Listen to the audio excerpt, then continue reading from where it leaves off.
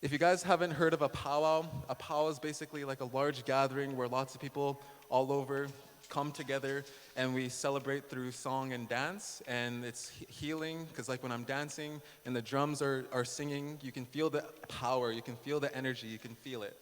And it's good energy, good vibrations, and it's like healing.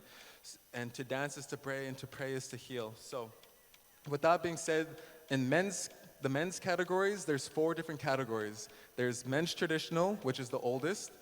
Then there's men's grass, which is the second oldest.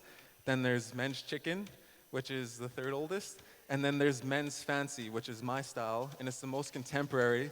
And they say that it originated in the 1800s with the Wild Wild West shows in Oklahoma area, down in the States. So the show was kind of like a circus. They would set up their tent, travel from town to town, city to city, and they put on a powwow performance with the different categories of the powwow dancers.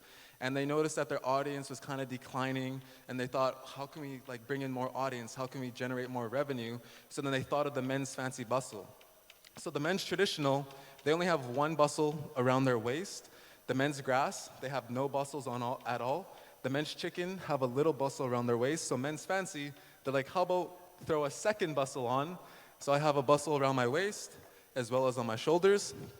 And then not only that, but in my hands, I also have whipsticks. On my arms, I have my arm bustles. On my head, I have my rocker, my eagle feathers that are rocking back and forth.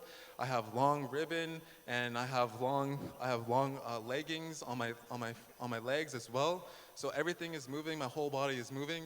I'm supposed to be very energetic and very flamboyant and eye-catching, going back to the Wild Wild West shows to generate more profit, to bring in more audience. So that's how the men's fancy dance came to be.